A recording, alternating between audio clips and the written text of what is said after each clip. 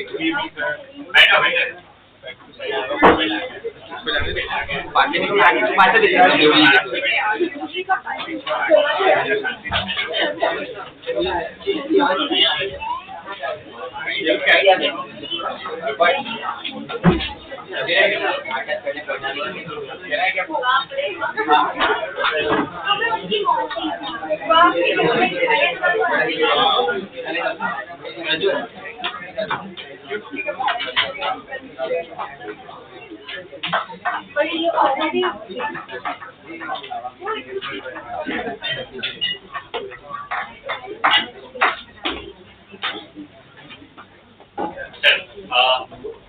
Continue करते हैं। Okay, last lecture RC circuit किया था और चार्जिंग वाला पार्ट कंप्लीट किया। ठीक है, आज कंप्लीट करते हैं डिस्चार्जिंग सर्किट और फिर क्वेश्चन से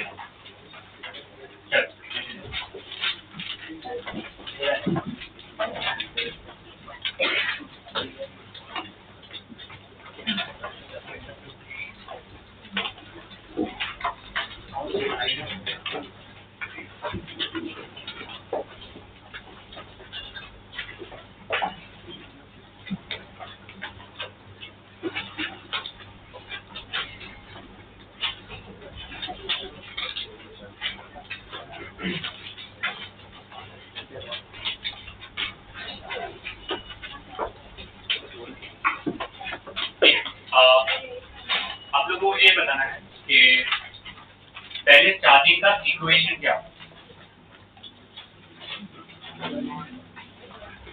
और ट्राई ऐसा करो कि देखो नहीं और रिकॉल करो।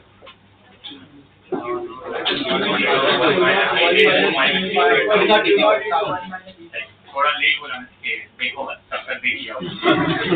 Q equal to Q naught bracket में 1 minus E raised to minus E by tau। ये इक्वेशन था। ओके, उसमें Q naught क्या हुआ करता है? मैक्सिमम चार्ज कैपेसिटर है ना। टाउ क्या होता है? Time constant R into C।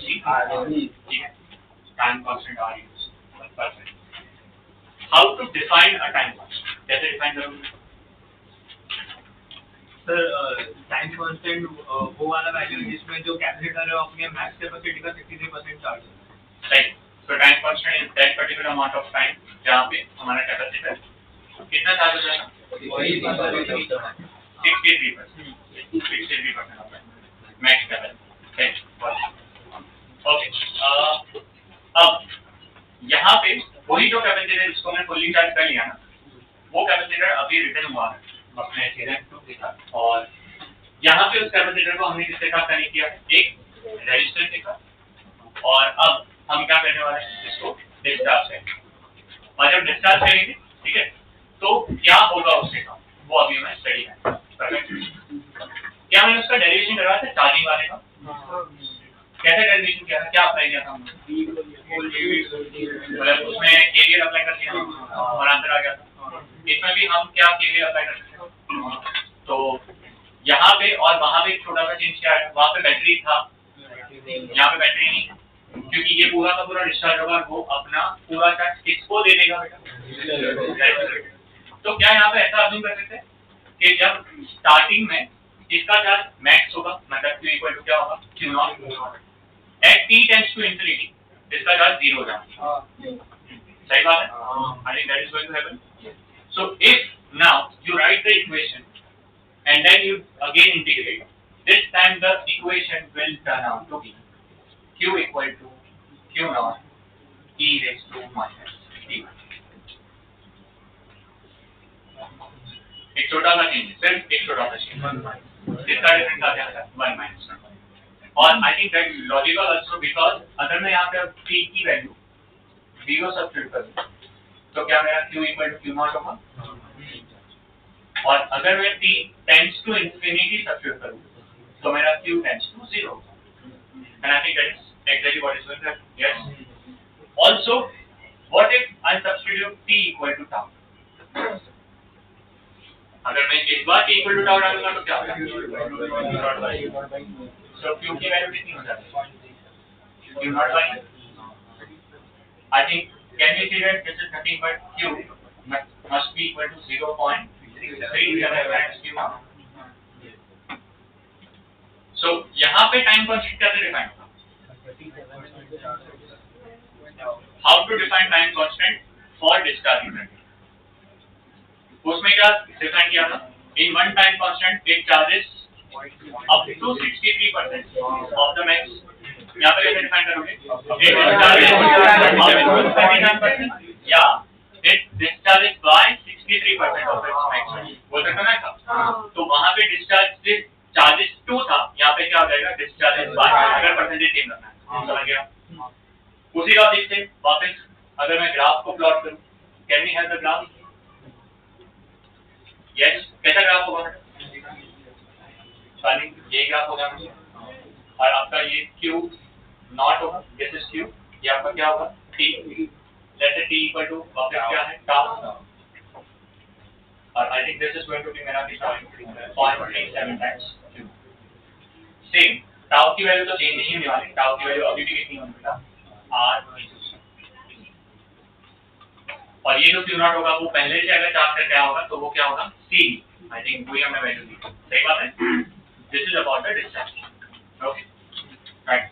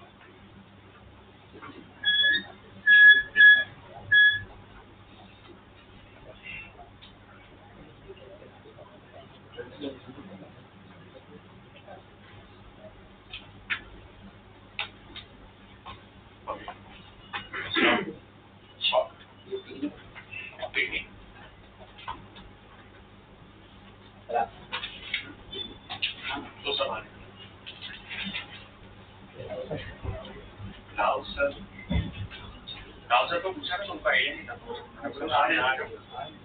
नहीं उनको पता नहीं था, पहला बोला सिर्फ बस रेट नहीं बट डे नहीं, तो फिर नाम पर वो इसमें आ रहे पहले में आपका नहीं, हमारे आपको जल्दी चाहिए?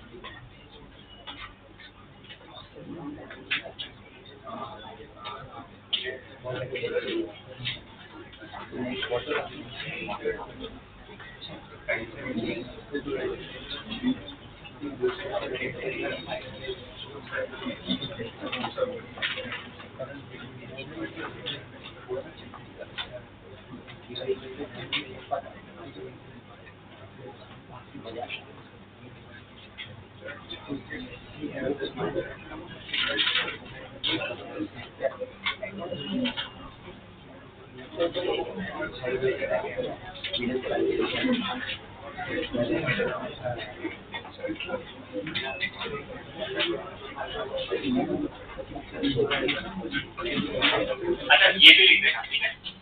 डिस्चार्जिंग करेक्ट है,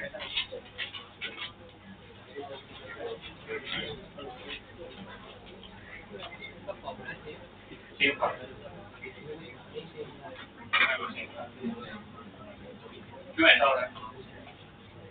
फिजिकली सोचते क्या दिक्कत है इसमें और इसमें? दोनों का फॉर्मूला सेम है और इसमें चार्ज का फॉर्मूला क्यों बनेगा?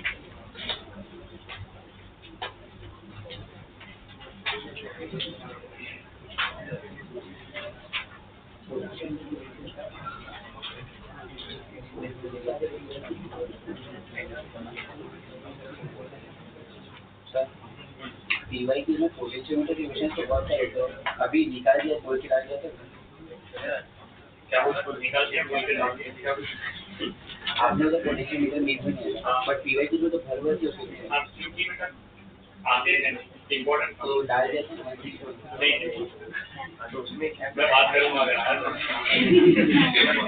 बढ़ रहा है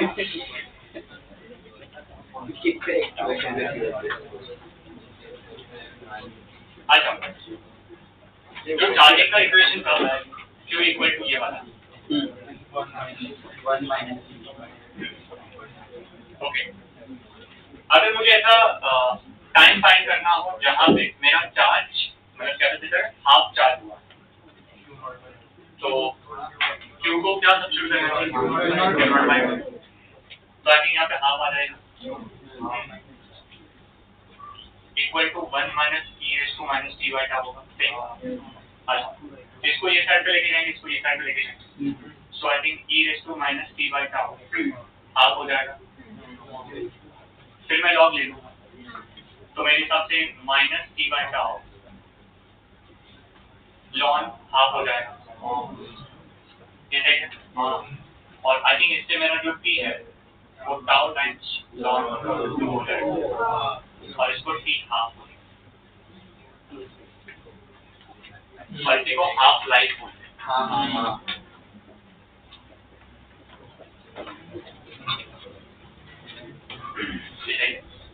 सो हाफ लाइफ का जो फॉर्मूला है वो क्या हो जाना चाहिए टाउ टाइम स्टेट ना lawn by the way lawn 2 की वैल्यू कितनी होती है So I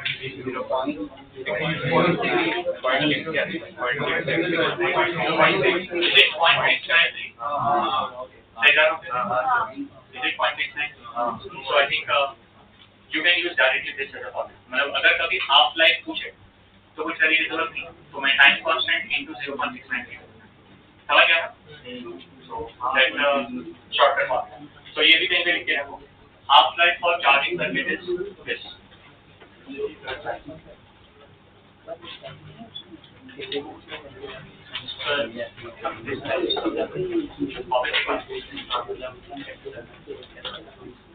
ये जो तुम्हारा कैपेसिटर है ना वो अभी कंप्लीटली चार्ज है दैट मींस इसके बाद नेक्स्ट 10 किलोमीटर का ठीक अब क्या होगा ये जो है ऐसा बैटरी काम करेगा और करंट को फ्लो करेगा ना ये जब करंट फ्लो होगा वो करंट है ना ग्रेजुअली डिक्रीज होगा क्योंकि ये प्लेट का चार्ज भी डिसिपेट होगा so this charge is getting converted into a current and that current is generating heat energy across the resistance perfect तो अब क्या होगा धीरे धीरे ये जो Q0 है वो टुवर्ड्स 0 की तरफ है और after certain point of time this will be completely discharge तो अब इस सर्किट का करंट कितना हो जाएगा 0 तो अब ये जो charge as a function of time है हमने उसको डिराइव करने का ट्राई किया और वो है that is Q equal to Q0 e raised to minus t and जब जब ये चार्ज कम होते जा रहा है तब तक मेरा जो करंट है वो करंट कितना है वो अगर मुझे चाहिए तो वो करंट की वैल्यू मैंने यहाँ पे लिखी थी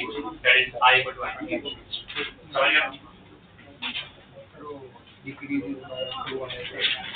क्या हाँ इस केस में क्या समझा रहा है कि मेरा वन टाइम कांस्टेंट में मेरा जो चार्ज है वो 37% ऑफ क्यू नॉट बन चुका है और मेरा जो चार्ज है वो डिक्रीज हुआ है बाय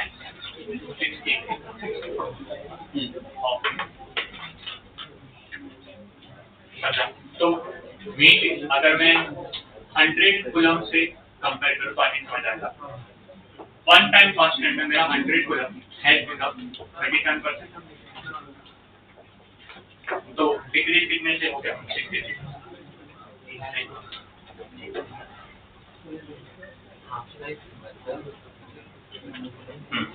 अच्छा, अब मुझे बताओ यार ये हाफ लाइफ ये बहुत फेमस क्यों है, या ऐसे में रैंडम हाफ लाइफ करके बता दिया एज ऑफ नाउ और इसका कोई काम नहीं। So do you know why this particular term half life is very important?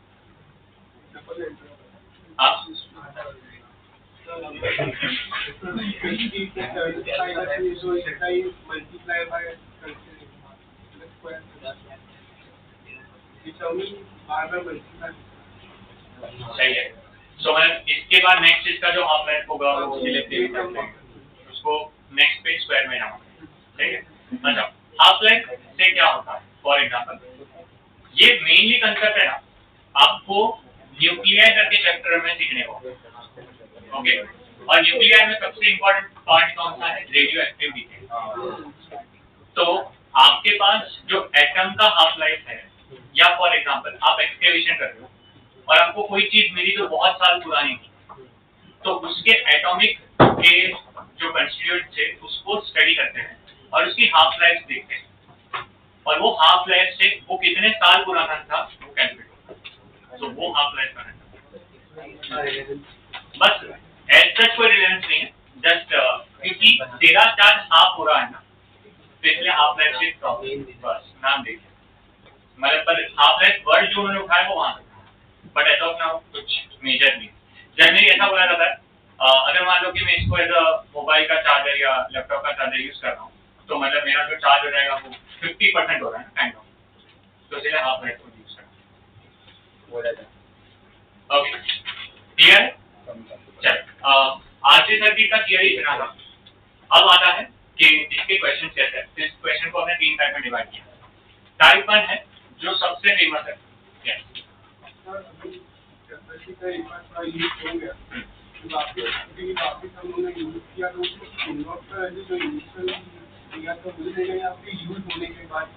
Use होने के बाद जो अभी बचा है उसको चलाना, ठीक है। सो अगर मान ले कि तूने उसको पहले कंप्लीटली चार्ज किया, फिर एक सर्किट में कंप्लीट किया जहाँ पे तेरी P0 की वैल्यू थोड़ी कम हो गई, फिर वहां से निकल के तूने अब फाइनली एक डिस्चार्ज करने के लिए रख दिया, तो डेफिनेटली जो अब बची है उसी को गिना। और कोई डाउट है? श्योर, ठीक है। अब 3 चीजों पे आता हूँ। सबसे पहले सबसे आसान क्वेश्चन कौन से होते हैं? जो होते हैं स्टेडी स्टेट वाले। स्टेडी स्टेट वाले क्वेश्चन कैसे होंगे कि तुम्हें तुरंत पूछा जाएगा कि जैसे स्विच को क्लोज किया अब बताओ कितना करंट फ्लो हो रहा है, कितना पोटेंशियल डिफरेंस डेवलप हो रहा है, या स्टेडी स्टेट रीच हुआ तब बताओ करंट कितना फ्लो हो रहा है और पोटेंशियल डिफरेंस कितना, ठीक है। तो ये 2 टाइप के क्वेश्चन, पहले हम उसकी प्रैक्टिस करते हैं। सेकंड चार्जिंग डिस्चार्जिंग वाला, जो डायरेक्टली इस फार्मूला को यूज करते हैं। इसमें आपको याद रखना है you have to apply the formula for energy also. Many of times ऐसा बोला जाएगा कि मेरी अभी जो एनर्जी थी वो मैक्स थी, अब एनर्जी हो गई है E/4। तो उस टाइम पे मतलब जब E/4 हुई तो तुम बताओ कि कितने टाइम पे उसकी एनर्जी E/4 हुई, समझा? तो अब तुम क्या लोगे, तुम्हारे पास जो अभी की एनर्जी है वो कितनी है? मैक्स एनर्जी का 4th मतलब E0/4 आया ना। सो अब जब तुम E कैलकुलेट करोगे तो एनर्जी कैपेसिटर के अंदर कितनी स्टोर होती है? You know that which is Q2/2C, और ये हो जाएगा Q0/2C, समझा? तो वहां से तुम्हें Q का एक फंक्शन मिलेगा। फिर यहाँ पे जो Q है वो तो तुम्हारा वो चार्जिंग वाला होगा, तो आई थिंक Q0 ब्रैकेट में 1 - T - 3 डालना पड़ेगा। फिर उसका स्क्वायर करेंगे, फिर लॉग अप्लाई करेंगे, लॉग अप्लाई करने के बाद टाइम मिलेगा और वहां से आंसर। इतने लर्निंग क्वेश्चंस तो वो भी अभी करते हैं हमें। ये सेकंड टाइप हुआ। Third and the complex type, complex RC circuit. Complex RC circuit का मतलब क्या है? मेरे पास एज ऑफ नाउ क्या है? 1 capacitor, 1 resistor, one battery. That's it. What if I have more batteries, more resistors, more capacitors? कुछ समझा? इसको कॉम्प्लेक्स बोलेंगे. अब कॉम्प्लेक्स सर्किट का डिफिकल्टी चीज क्या? कि सर आप ज्यादा कैपेसिटर में गए या चलो ज्यादा रेजिस्टर में भी गए, तो मैं वो इक्वेशन बनाऊं कैसे? क्योंकि वो इक्वेशन आया कैसे था? बताओ. इक्वेशन आया कैसे था? आपने केवीएल लिखा था. और जब केवीएल लिखा था तो उसको सॉल्व करने के लिए आपने क्या यूज किया? और इंटीग्रेशन यूज किया. मतलब कि अगर मेरे पास दो लूप बन गए तो थोड़ा खतरनाक हो गया ना, कि दोनों लूप में से इंटीग्रेशन लगाना पड़ेगा, फिर लीनियर इक्वेशन, डिफरेंशियल इक्वेशन बनेगा. Are you ready? वो सॉल्व करना don't you think it's very compulsory process? इसलिए वहां पे हम यूज करेंगे थेवेनिन थ्योरम. क्या यूज करेंगे? क्या दिखाया था मैंने आपको? तो आपको भी करना है. कहाँ पे दिखाया सर? वो भी आता है. So maximum power transfer theorem. सही है? ठीक है. तो आई थिंक हम स्टेप बाय स्टेप करते हैं. Before we jump into that, एक छोटा सा और एक कंसेप्ट है लगे हाथ, वो भी खत्म ही कर लेते हैं. सो दैट बताइए, लिख लो. कंसेप्ट का नाम है leakage current through a capacitor. लिख लो.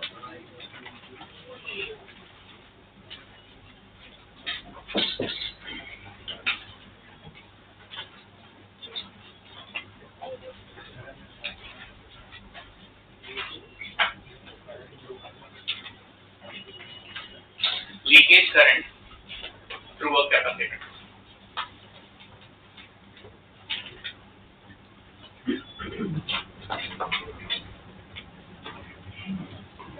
Okay.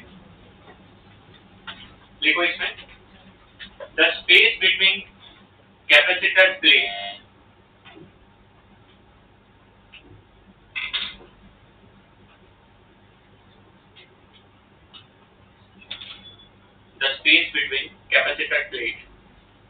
is filled with an insulator / dielectric.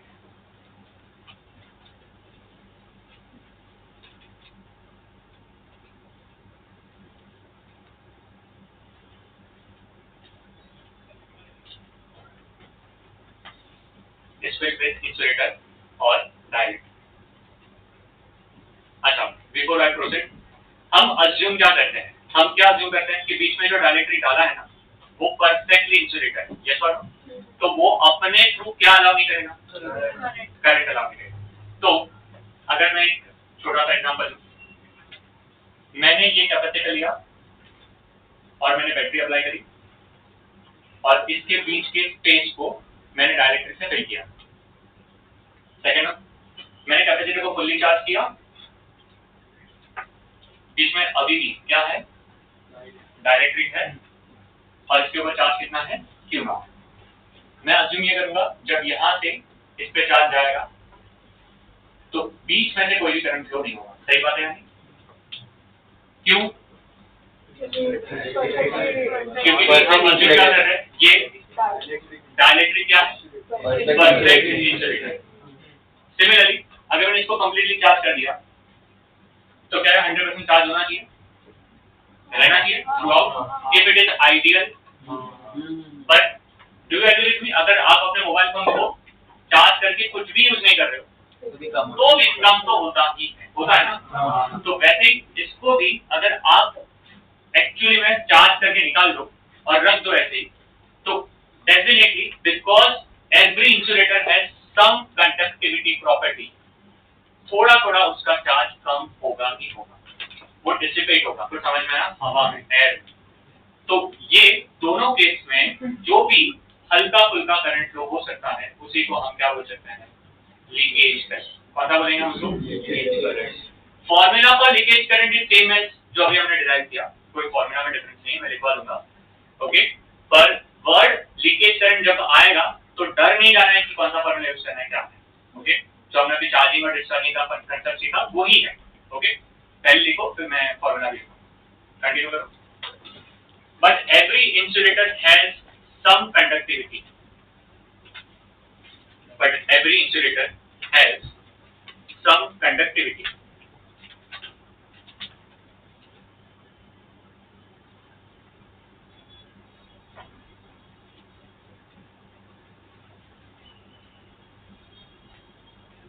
So, on account of which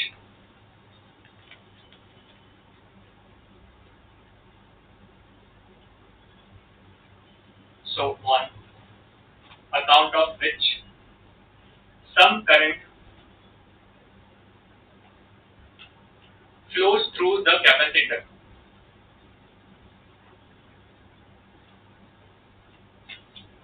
is connected to a battery.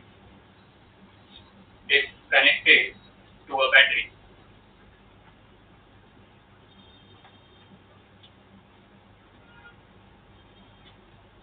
This small current is known as leakage current.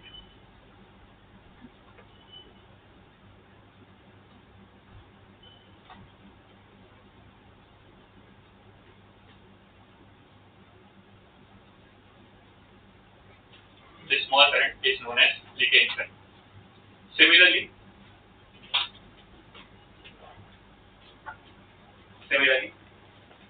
when capacitor is completely charged,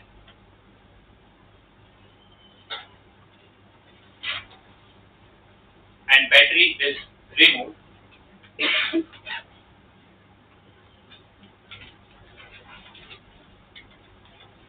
capacitor is completely charged and battery is removed.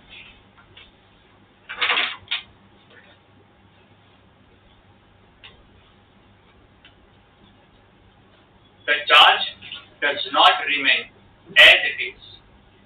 The charge does not remain as it is.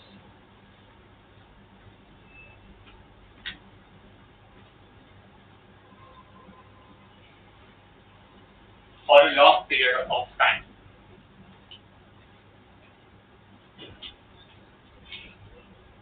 For a long period of time.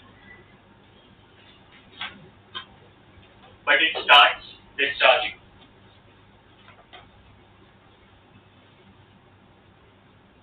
But it starts discharging.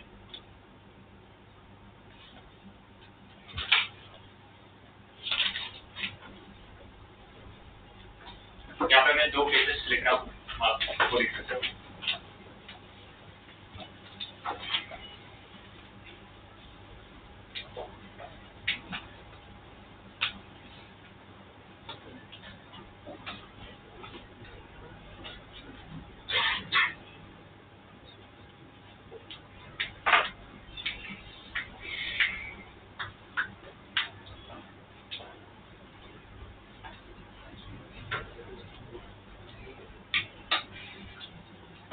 Start writing. ये case 1 है और ये case 2.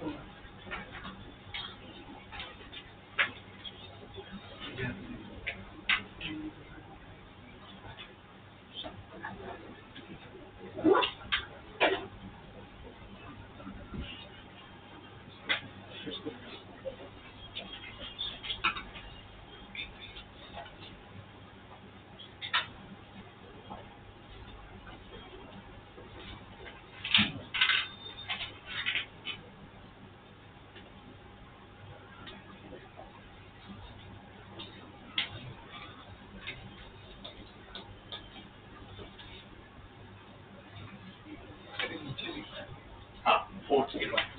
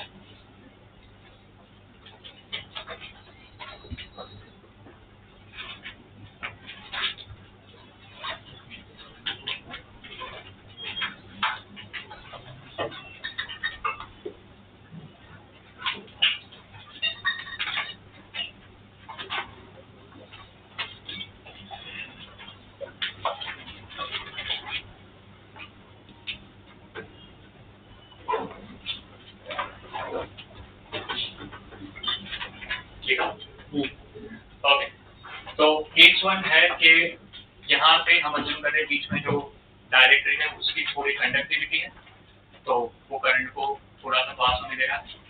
उस case में जो resistance of in between the plate है, ठीक है, जो डायरेक्टरी है उसका जो रेजिस्टेंस है वो फॉर्मूला में यूज किया है rho L by A, but जो रो है उसको हमने क्या लिखा हुआ है 1 by sigma, I think that's okay. And जो लेंथ है वो लेंथ आपका डिस्टेंस बिटवीन द प्लेट बन जाएगी, इसलिए एल को हमने डिस्टेंस से रिप्लेस किया है डी से। एरिया ऑफ क्रॉस सेक्शन तो एरिया ऑफ प्लेट ही होगा, तो आई थिंक हमने इसको चेंज नहीं किया। और अगर मुझे इस केस में करंट फाइंड करना है तो आई कितना हो जाएगा मेरा वी बाय आर, जिसमें आर की वैल्यू की होगी।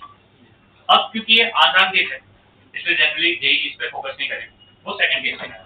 सेकंड केस क्या है, तुमने अगेन इसको चार्ज करके बैटरी को रिमूव किया, after some time when you are seeing तो उसका चार्ज Q0 से कितना हो गया Q, तो हम इसको विजुअलाइज कर सकते हैं, it is similar to a case of discharging circuit, समझा, similar to a case of. तो फॉर दैट हमारा Q इक्वल टू कितना हो जाएगा Q0 e raise to minus t by tau, जिसमें जो टाउ है वो मिला क्या होगा R into C। अभी जो R है वो तुम्हारा ये होगा d अपॉन सिग्मा है, और जो C है वो तुम्हें पता है कितना है K epsilon naught a by d, और वहां से हमारे पास टाउ का फॉर्मूला कितना आ जाएगा K epsilon naught by 6। Fine. As of now, only one PYQ has come based on this. So I'm going to give you that PYQ. Try. Clear. So, ये दोनों का डिफरेंस क्या है? डिफरेंस यहाँ पे चार्जिंग एक केस में leakage current है, यहाँ पे डिस्चार्जिंग में केस में लीकेज, समझ गया? क्योंकि यहाँ पे बैटरी है तो इसके बीच में ये कंडक्टिंग मीडियम की तरह काम करेगा, और इसके बीच में हाँ वो खुद चार्ज है और वो लीक हो रहा है, ठीक है? चलो लिखो question. An isolated parallel plate capacitor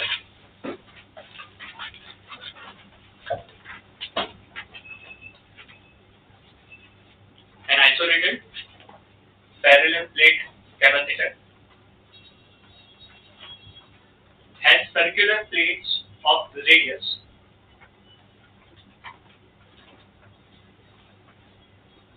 has circular plates of radius 4 centimeter.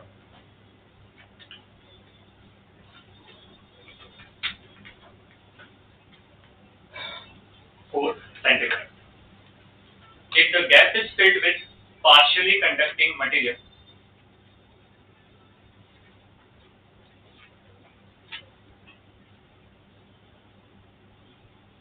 if the gap is filled with partially conducting material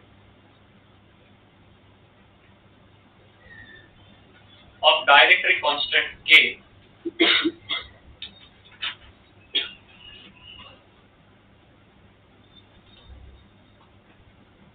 and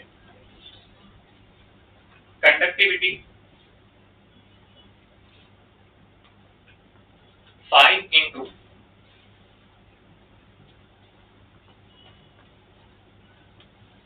10 raised to minus 14, 1/4. 5 into 10 raised to minus 14. 1 upon ohm meter. I think unit याद होगा.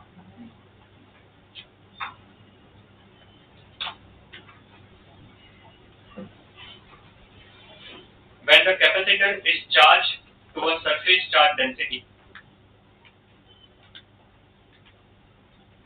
when the capacitor is charged to a surface charge density,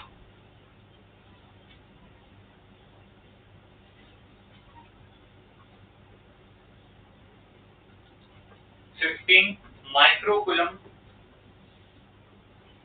per centimeter square). 15 microcoulomb per centimeter square. The initial current between the plate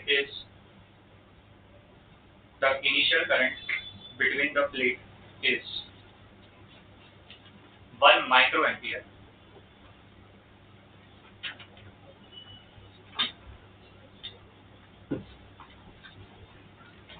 Determine the value of dielectric constant K.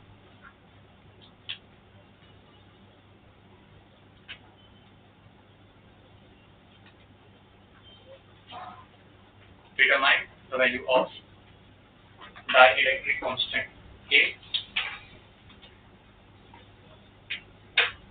Also, if the total heat produced is 7,500 joules,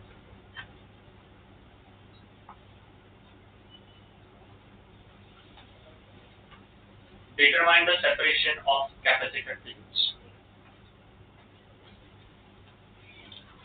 Determine the separation of capacitor plates.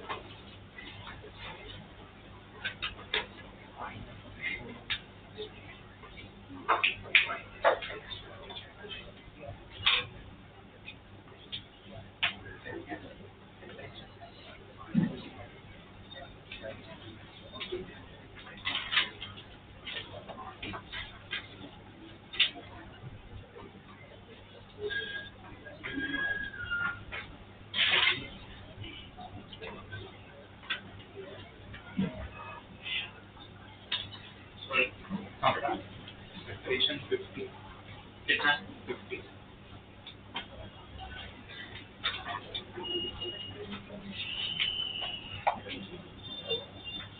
5 है but unit metre में 5 into 10 raised to minus में कुछ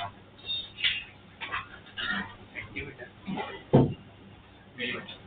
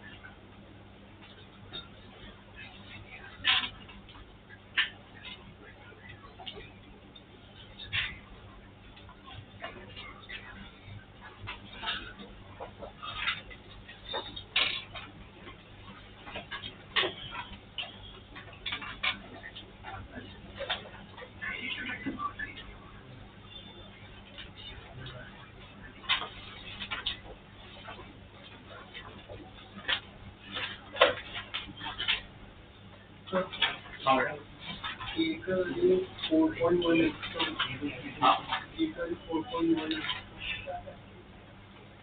नहीं मतलब 4 point something सही है बस उतना ही है क्योंकि ये तो यार तुझसे सोचना मतलब एंगस्ट्रॉम में तो अभी नहीं करना तो पावर में तेरा तो मिस्टेक होगा के तो मतलब 1 2 3 4 4.1 की 10 2 नहीं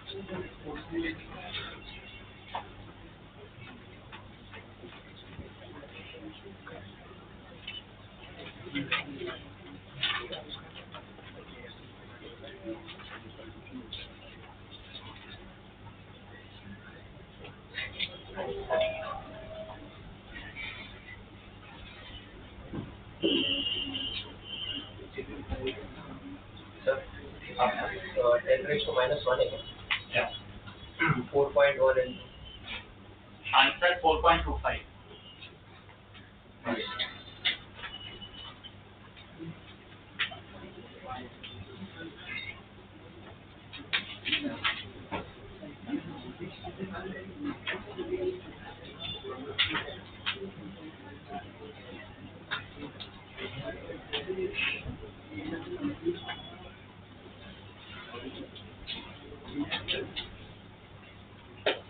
अच्छा आई थिंक ये तो समझा ही होगा Q equal to Q naught e raised to minus t by tau use करेंगे ये समझा ठीक है I इसका I naught e raised to minus t by tau होगा ये भी समझा होगा ये I naught Q naught by tau है क्योंकि ये अगर मैं डिफरेंशिएट करूंगा तो इसको क्यू नॉट बाय टाउ आएगा और टाउ की वैल्यू आर सी है। आई थिंक ये भी समझा। मेरे पास वैल्यूज क्या क्या है, आई थिंक मुझे वो समझने की जरूरत है। तो पहले तो आर इंटू सी मेरे पास ये है ना कि एप्सिलॉन नॉट बाय सी, ये मेरा आर इंटू सी और उस लॉजिक से आई नॉट मेरा कितना हो जाएगा क्यू नॉट अपॉन के epsilon naught by sigma. Therefore के मेरा हो जाना चाहिए Q not sigma bye I not into epsilon. ये मेरे पास आ जाएगा। अब इसको सॉल्व करना है तो मुझे वैल्यू चाहिए। तो पहले तो आप मुझे बताओ क्यू नॉट क्या होगी। सो क्वेश्चन के हिसाब से क्यू नॉट क्या दिया,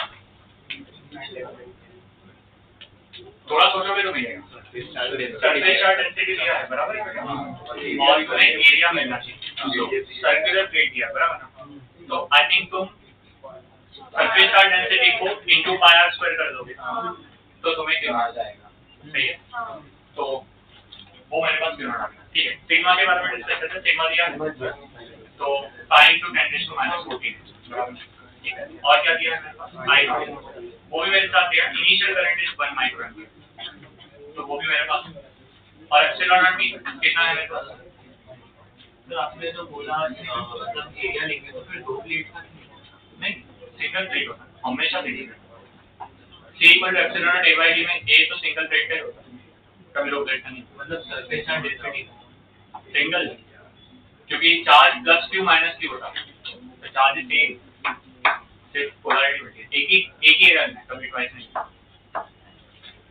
अब सब्स्टिट्यूट करके चेक कर लेते हैं क्यू नॉट। सब्स्टिट्यूट करते हैं क्यू नॉट कितना बोला है 15 माइक्रो कूलम ना, तो 10 raise to -6 upon 10 raise to -4 सही है। पाई इंटू आर स्क्वायर ना कितना है 4 सेंटीमीटर, तो 16 -4 ओके। सिग्मा कितना है 5 इंटू 10 रेज़ टू -14 ठीक है upon I naught 10 raise to -6 epsilon naught 8.85 into 10 raise to -2। अभी चेक करते हैं। आई थिंक -4 और -4 कट हो जाएगा, -6 कट हो जाएगा, -12 -14 कट हो जाएगा, तो -2 आ जाएगा। सही है ओके। थोड़ा अप्रोक्सीमेशन में जाएंगे तो मिल जाना चाहिए। देख लेंगे यहाँ पे 15 पाई है ना, और ये 16 इंटू 5 तो ये 80 है इंटू 10 रेज़ टू क्या चल रहा है -2 अपॉन कितना चल रहा है 8.8 सही है। कोई चीज बची नहीं है। अच्छा 15 और इंटू 8 करेंगे 120 होगा, तो उसका 0 और एक 0 तो चला जाएगा। तो मेरे हिसाब से 12 आया है अपॉन 8.8 और 8.85 को 9 भी ले लेंगे है ना, और पाई को 3 ले लेंगे तो 4 हो जाएगा। अरे सही बोला ना, ठीक है क्या है। और आंसर इसका 4.25 है।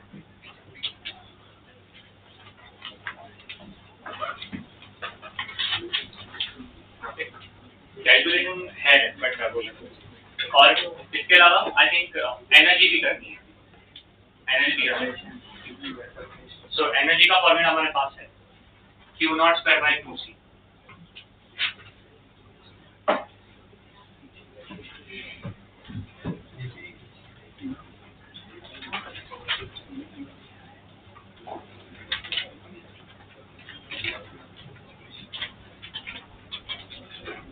सो U के लिए हम यूज कर सकते हैं Q naught square by 2 times C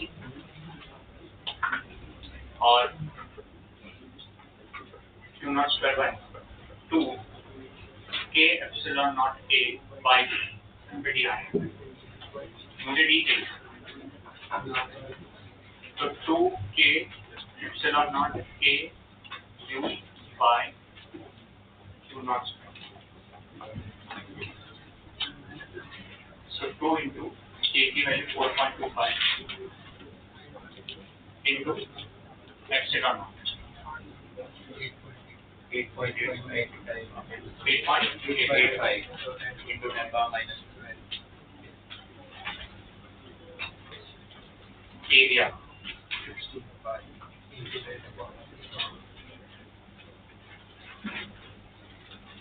और कितना एनर्जी 7,500 अपॉन Q नॉट का स्क्वायर,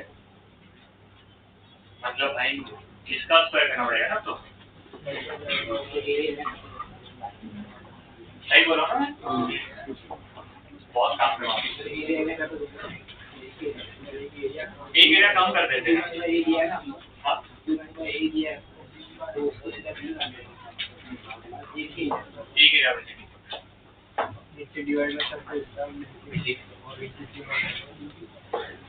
वैसे ही करते हैं।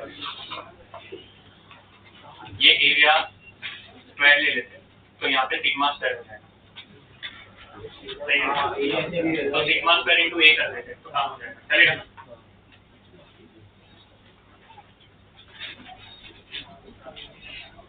हाँ ठीक है। सिग्मा कितना लिया था?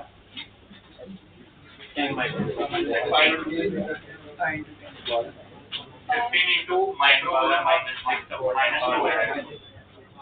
माइनस 10 उसका स्क्वायर, और एरिया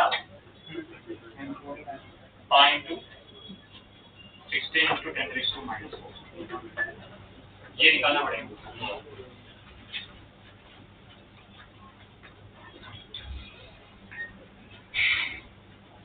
अभी कुछ ऐसा है किरण कुछ दिख रही है? आशा की है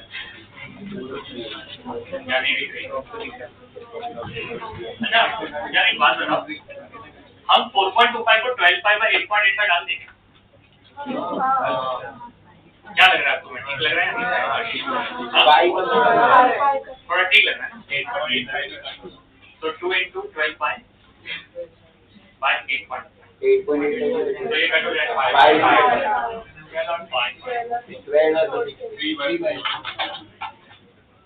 क्या 12 और 16 भी कट हो?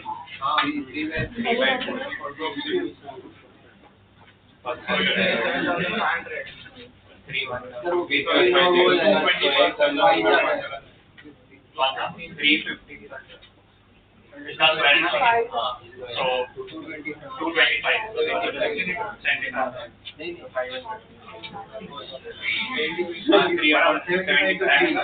नहीं 75 तो 3 225 से कटो तो सभी कट हो रहा है ना लाइन में।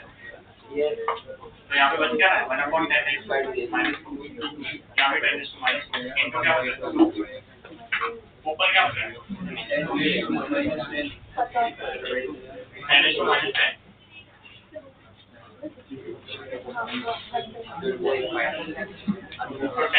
-2 into 0.5 so 5 into 10⁻³ 5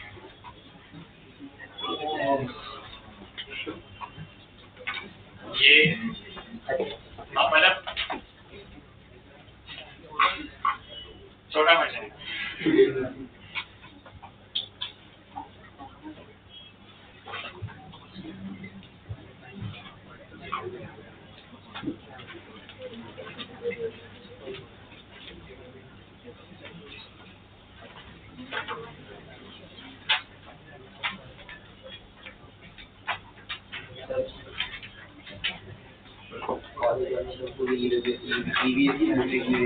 EVS बोला कि नेक्स्ट वीक चेक करा अटेंडेंस में लेके तो बोला कि मार्क्स भी लेके अभी आप लिखे हो हां मैं ना बोल लेके ना लेके आने के बाद लिखेगा कौन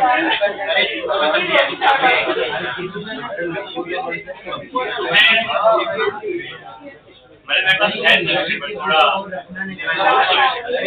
बहुत दूर है लिखने वाला विजय पांडे ये वाला वीडियो में बार बार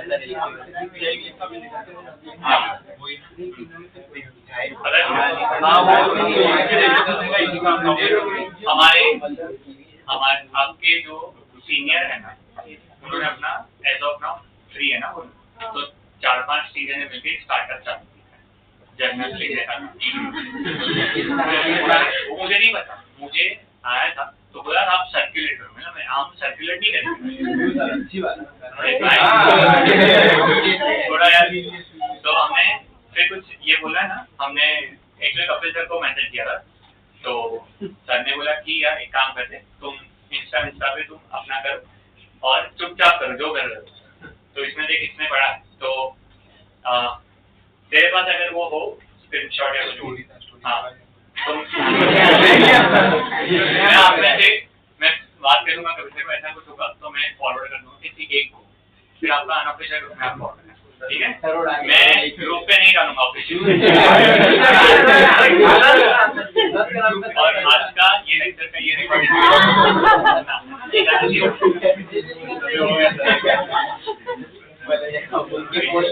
जेवन के बाद जेवन में रहनी चाहिए, बाहर ही नहीं रहना। और हाँ, बहुत ज्यादा भी स्प्रेड मत करो, उनके पास बहुत काम आ गया ना तो तुम्हारा नहीं होगा, समझा? थोड़ा लॉजिक भी सोचो, अरे 10 बैच है, सबको दी है, तो सबने अगर उनको काम किया तो उनकी वो तो इधर 4-5 लोग ही है और वो रो पड़ेंगे, ठीक है? हम लोग ऐसा हमारे कॉलेज में करते थे, ड्राइंग शीट पता है तुम लोग को आएंगे, जब जाओगे ना IIT NIT में तो ग्रुप की ही आता है इंजीनियरिंग ड्राइंग, तो वो बहुत खतरनाक होता है और उसमें सब लोग मास्टर नहीं होते, तो वो हम लोग था, हमारा ग्रुप 4-5 लोग था, तो बहुत अच्छा बनाते थे। तो फिर हमारे फ्रेंड्स आते थे कि यार मुझे काम करना, अगर कुछ ऐसा चालू कर रहे हो तुम 4-5 लोग मिलके, तो ईडी की शीट तुम लोग बनाओ। तो ऐसा 2-3 फ्रेंड ने फ्री में किया, फिर डिमांड बहुत आने लगी, फिर बंद कर दिया। पर लोगों ने ऐसे भी कभी चलाते हैं, ऐसे 1-2 महीना ना वो बहुत सही करता, तुम 100 रुपीज 200 रुपीज चार्ज करो, 8-10 भी बना रहे तो तुम्हारा पॉकेट मनी निकले। चलो now as of now there are few PYQs जो अभी आरसी के ऊपर है, ठीक है? उसमें से पहले मैं ये 3 क्वेश्चन करवाऊंगा जो मैंने बोला था लेवल वाइज। सो ये 6 क्वेश्चन दिख रहे हैं, पर इसके अलावा पुराने में थोड़े और क्वेश्चन हैं, okay? First we try the question number 11। अगर आपके पास मॉडल नहीं है तो मैं क्वेश्चन मतलब सर्किट ही है, तो मुझे कुछ ज्यादा टाइम लगेगा, I am going to draw circuit. If you have a model तो द बेस्ट है पेज नंबर 199 पे। फोटो भेजना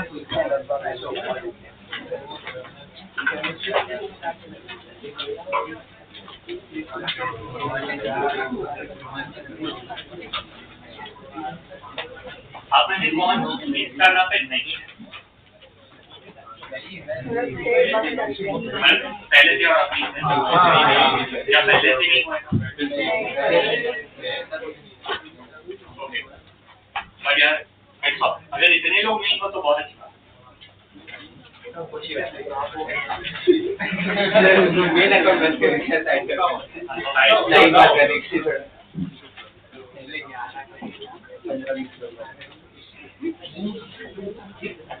ओके, पेज 200 क्वेश्चन नंबर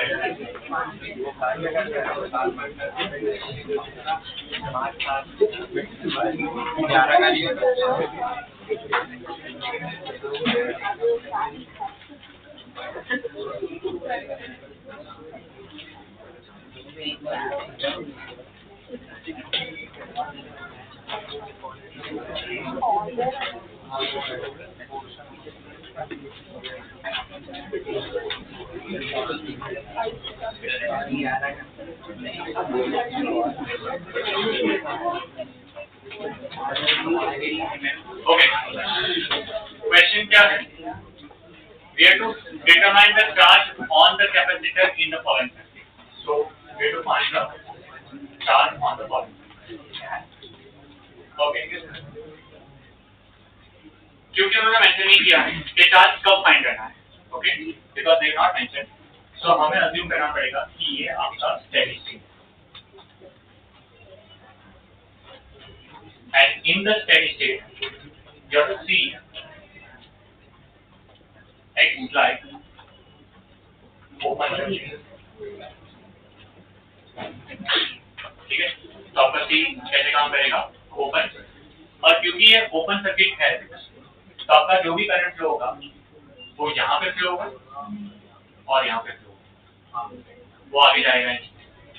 अब आगे जाएगा ही नहीं तो आप टेक्निकली इसको रिमूव कर दो, मतलब आप इसको देखो ही नहीं और आप इस सर्किट को कोई भी मेथड से सॉल्व करो एंड आपका एम क्या होगा वो बनाना। मुझे चार्ज फाइंड करना है ज्यादा से स्टेडी स्टेट का, और मुझे पता है कि Q का फॉर्मूला होता है C पता है तो मुझे टेक्निकली V चाहिए। ये V होता है potential difference across this point and this point. So let's say अगर मैं इसको AB नाम देता हूं तो अगर मुझे यहाँ का पोटेंशियल डिफरेंस मिल जाए तो काम होगा। यहाँ के पोटेंशियल डिफरेंस के लिए मुझे यहाँ का करंट, क्यों यहाँ का करंट? क्योंकि यहाँ का करंट मिलेगा that current into time convert voltage मिलेगा, वो वोल्टेज में डालेंगे यहाँ पे डाल देता हूँ, ये समझा? सो मेरा पूरा फोकस होगा कि मैं टाइम का क्रॉस का क्या फाइंड करूँ, R। अब वो कैसे फाइंड कर सकते हैं? Multiple method. Method number 1 the simplest method series parallel, method number 2 KVL, method number 3 nodal model, सब आता है तुम लोग का, समझा? So first find the current through this, that into time करोगे तो वोल्टेज मिलेगा, वो वोल्टेज इनटू टाइम करोगे तो तुम्हें चार्ज मिलेगा। ट्राई करो,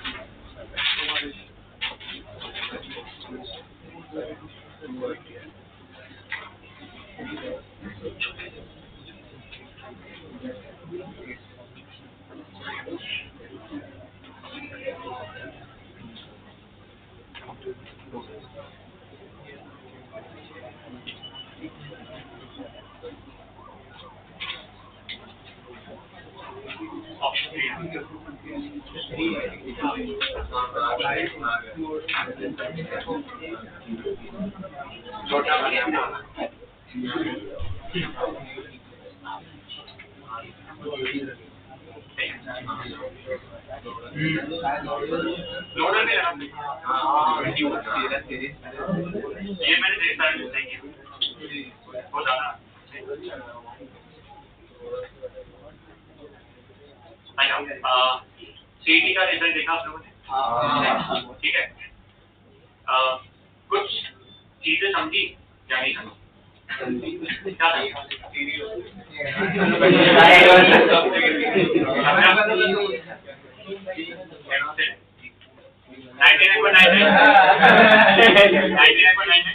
नीट टॉपर, मतलब Harsh 99.97 advance topper, 99.95 again NEET topper, 99.93 हमारा जेई टॉपर। मतलब अब दिक्कत क्या है, जो भी 99.9 चल रहे हैं वो सारे मेंस नीट एडवांस वाले, फिर 99.9, 99.89, 99.87, 99.89 ऐसे कर करके maximum students are from the पहले वन बैच। उसके बाद मतलब जो हमारा सीनियर बैच था वो S8 था, उसके बाद S7 था, फिर S6 था, मतलब एडवांस, फिर 2 मेंस थे।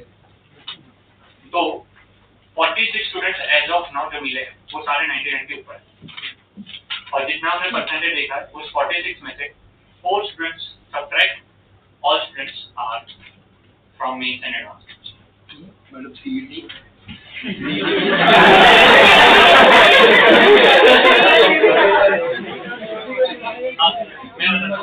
दिक्कत पता है क्या है, सीईटी में बच्चे बहुत अच्छे होते हैं, वो करते भी मेहनत बहुत है, पर उसमें से 4 बच्चे ऊपर हैं। उनका क्या इश्यू है, वाई ओनली 4? ये नंबर ज्यादा होना चाहिए, सही, पर क्यों 4 ऐसे होता है कि 2 बैच थे, ठीक है, 2 भी नहीं 3 बैच थे, S3 S4 S5 3 CET batch थे, एक बैच तो कंप्लीटली नाटा था, जो आर्किटेक्ट है वो लास्ट में पूरा कर रहा है एनडीए, मतलब जिनको अभी सीईटी के साथ कोई लेना देना, सो वो तो निकल ही गया। अब उन्होंने सीईटी दिया है बट परसेंटाइल उनके कोई इतने ग्रेड नहीं, कोई है उसमें जो 97 98 पे पहुंचा है, बट जो मैं बोला 99 के ऊपर मुझे वो नहीं है। जो 4 बच्चे हैं उसके अलावा देयर वर और 15 स्टूडेंट जो बहुत अच्छे थे, पर वो 99 क्रॉस नहीं करे। सो अब वो कहाँ अटके हुए हैं, 98 से 99 जो अभी आ रहे हैं आज शाम को, अभी 7 बजे काउंसलिंग। सिचुएशन ऐसी है कि मेंस एडवांस वाले इजीली सीईटी पे चले गए, समझा। सीईटी वालों को वो बैरियर क्रॉस करने के लिए बहुत मेहनत है। तो वो मुझे एक चीज लगती है हमेशा, जो मैं हमेशा आपको बोलता हूँ कि आप यहाँ पे हो और आपको अगर भगवान ना करे कि फर्स्ट टाइम कुछ 1% ऐसा चांस होता है कि खराब हो, देन ऑल्सो अगर तुम बोर्ड्स के बाद सीईटी पे शिफ्ट होंगे, you have a good fall back option, तो यू शुड नॉट वरी। बस वही है, वो मोड में अच्छे से जाना, क्योंकि मैं सबका नहीं बोल रहा हूँ, सारे नहीं है एसेट वाले 99, ये भी समझो, क्योंकि उसके अंदर मिक्स भी है ना, मेंस वाले भी मिक्स है, एडवांस वाले भी मिक्स है, सीईटी वाले भी है, थोड़े नीट वाले भी है, तो ये पूरा मिक्स क्राउड है। मैं आपको ये समझाना चाह रहा हूँ कि आपको ये समझना है, अगर आप इस बैच में भी ऐसा नहीं है कि मेहनत नहीं कर रहे हो और एकदम पीछे हो तो सीईटी अच्छा ही हो जाए, ऐसा नहीं, क्योंकि ऐसे बच्चे भी है जिनका एसेट में से भी सीईटी में 90% आ गया है। तो ऐसा कभी भी मतलब एकदम ही अपने आप को वो मतलब कि हम इस बैच में तो मतलब भाई खत्म 99 तो हमारा नहीं होगा, तो ऐसा नहीं, ठीक है। पर हाँ प्रोबेबिलिटी, अब आप पढ़ रहे हो, अभी चैप्टर खत्म हुआ आपको, ठीक है ना, तो उस लॉजिक के हिसाब से definitely you have a better probability. So मैं आपको एक ही सजेशन दूंगा, पढ़ाई बस अच्छी कर रहे हो, अगर मेंस पे फोकस अच्छा रखोगे सीईटी 100% बहुत सही है, बस आपको प्रैक्टिस करनी होगी, प्रैक्टिस हम आपको कराएंगे जो आपको सीईटी की थी, बट एज ऑफ नाउ यार पढ़ो अच्छे से, वो इस पे फोकस करो। चलो ये क्वेश्चन समझ में आ गया सबको? नेक्स्ट क्वेश्चन 90 पे चलते हैं।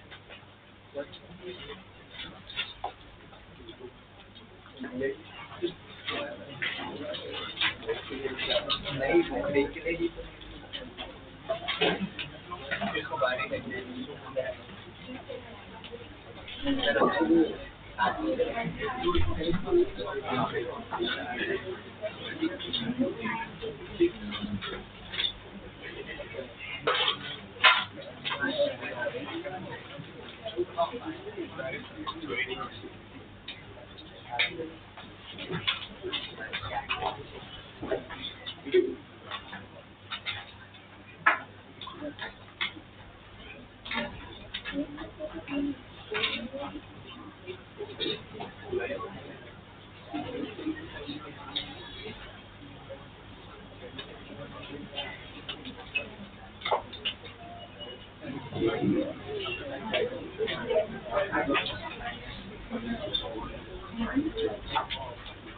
Okay. This is a good question. जहाँ पे कैपेसिटेंस का वोल्टेज पूछा है, क्वेश्चन क्या है समझो। You have to find the voltage across capacitance when it is completely charged.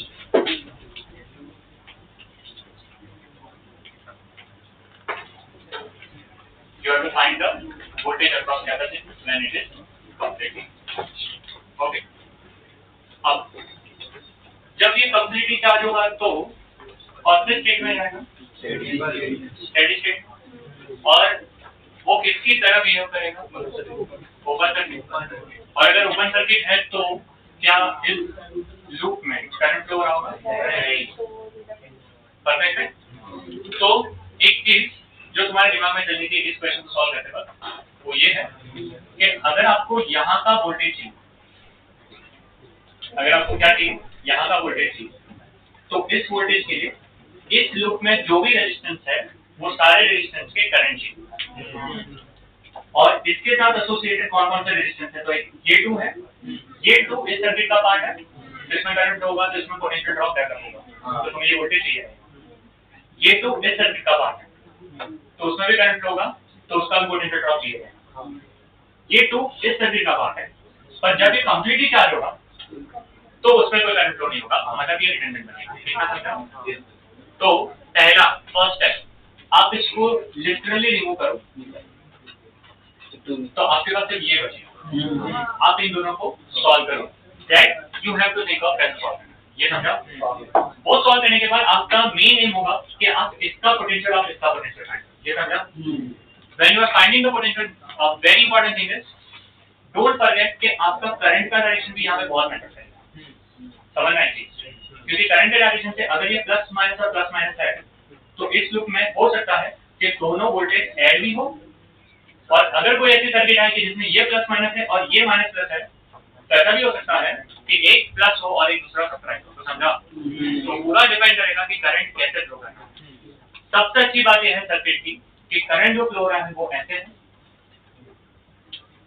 फिर यहाँ पे जाएगा तो स्प्लिट होगा आयन, तो यहाँ पे I1 जाएगा और यहाँ पे क्या जाएगा I2, ये I1 जब जाएगा तो यहाँ पे प्लस माइनस देगा, ये घूमेगा तो क्या देगा प्लस माइनस, सिमिलरली ये I1 आएगा, ये भी क्या आएगा I2, तो यहाँ पे वापस क्या आएगा I, और ये क्या आ जाएगा प्लस माइनस, सो ये और ये काइंड ऑफ ऐड हो रहे हैं, ये समझा? प्लस माइनस है, सिमिलर पोलैरिटी है, तो दिक्कत नहीं है, वोल्टेज ऐड करोगे तो आंसर डायरेक्ट मिलेगा, समझा? इतना मैंने समझा दिया है, करंट आपको ढूंढना है, ट्राई करो, हम इससे नोडल से नहीं कर कर सकते हो। वाक्य जो वोल्टेज होगा वही वो साइड भी होगा तभी करंट फ्लो नहीं करेगा, वाई निकालिए। एक बार वापस समझा क्या बोला है? वर्टिकल वाला है, इसके अपर पॉइंट पे जो वोल्टेज होगा वही वोल्टेज वो साइड पे भी होगा, यहाँ पे हाँ, तो तभी उसके अक्रॉस करंट फ्लो नहीं होगा। नहीं, तुम्हें समझना है, it's not something like that, हमारा कैपेसिटर चार्ज हुआ है इसलिए करंट फ्लो हो गया, अब उसको निकाल दे, अब इसको सिंपली तू इसको तो नोडल से सॉल्व कर, दैट्स ओके। अब नोडल से सॉल्व करने के लिए तू एक काम कर, इसको ग्राउंड कर दे, ठीक है बराबर, तो ये 10 हो गया, फिर यहाँ पे भी ले लें, बस अब तो कुछ लेने की जरूरत नहीं, अब तेरा एक ये ब्रांच हुआ, एक ये ब्रांच हुआ, एक ये ब्रांच, समझ?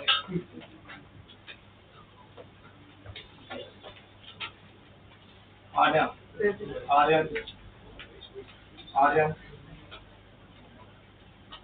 अर्जुन आयुषी भव्य चैतन्य नायक दक्ष देव द्विज पोलैरिटी को एड तुम एक काम करना हूँ मैं विदर पहले तो करेंगे जीत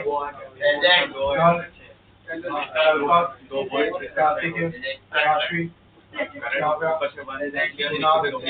विशाल मानव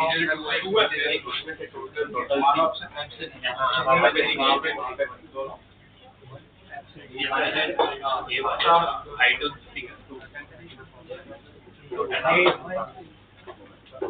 प्रेजेंट पॉल प्रेजेंट राजन प्रेजेंट प्रणव यादव प्रेजेंट राजन प्रेजेंट ऋषि रिया रोहन प्रेजेंट सक्षम प्रेजेंट शौर्य प्रेजेंट शुभम प्रेजेंट सोहम प्रेजेंट सौम्या वेदांत प्रेजेंट।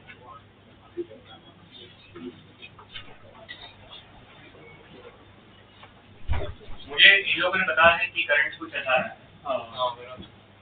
आई जो 3 एम्पियर आ रहा है, ऊपर से 1 एम्पियर जा रहा है, यहाँ से 1 एम्पियर और ये फिर 3 एम्पियर वापस, सो 3 to the fix, तो ये फिक्स है और यहाँ से 1 एम्पियर जाकर 2 वोल्ट है,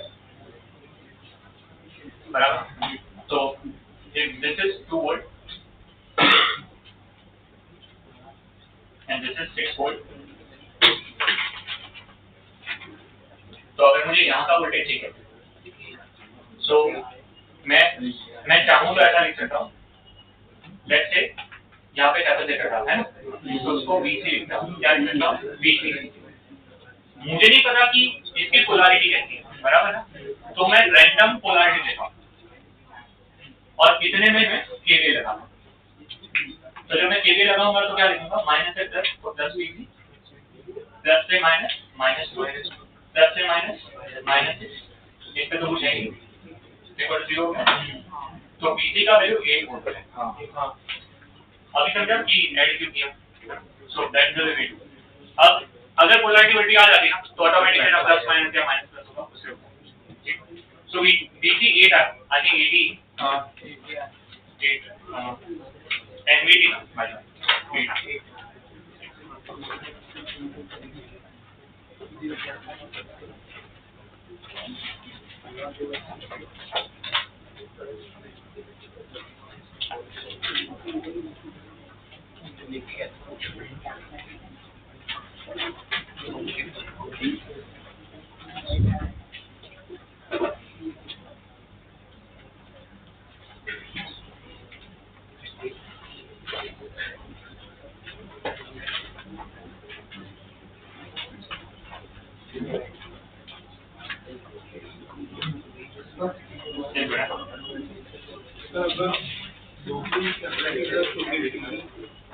तो उसमें जो C होता है RC उसमें C इक्विवेलेंट, क्योंकि ये वो सीरीज में है, क्योंकि वो इसमें सीरीज है, बराबर। तो जब सीरीज में है तो तीनों पे चार्ज सेम जाएगा, तो मैक्स चार्ज तो सीरीज वोल्टेज की उसमें चार्ज अलग है, उसमें C इक्विवेलेंट है। तो बाहर वाले सीरीज में जब होगा तो C इक्विवेलेंट और RC में भी C इक्विवेलेंट, पैरेलल में RC में C इक्विवेलेंट चाहिए, आगे वाले में जिसके अक्रॉस है उसके अक्रॉस, क्योंकि उसका मैक्स चार्ज तो C into V, समझ गया।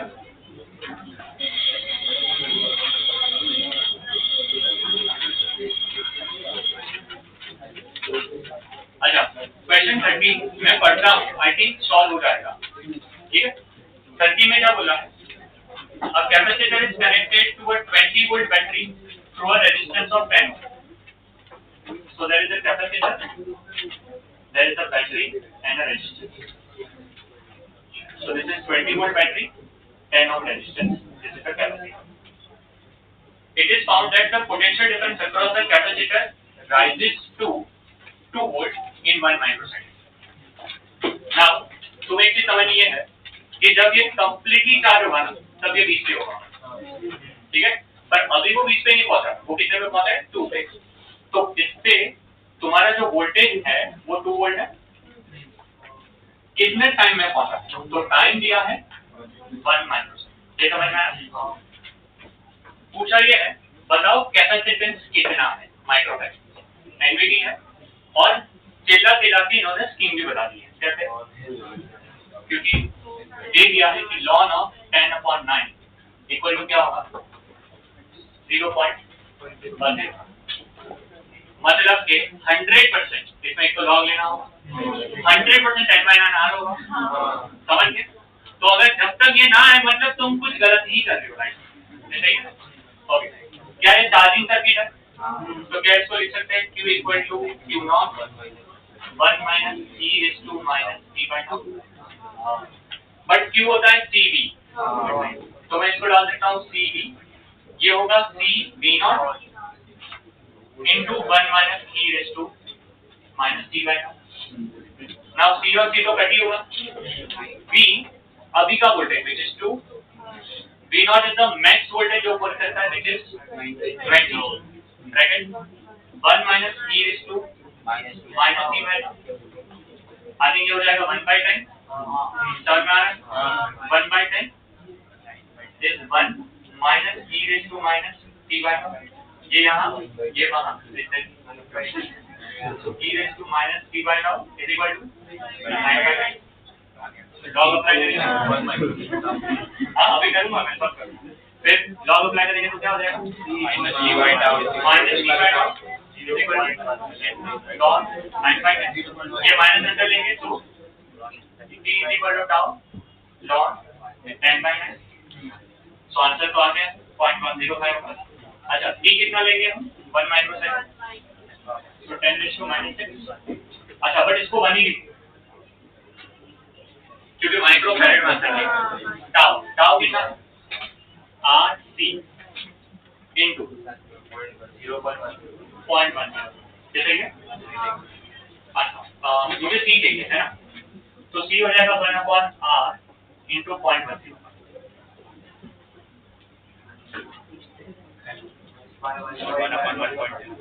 1/1.0 क्या करेंगे सीधा से चेक करो क्या है 0.9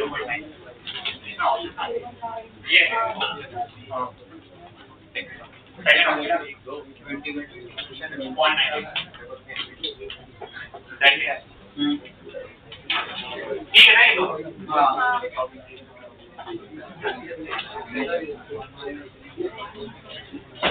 वन माइनस चार्जिंग कर लीजिए।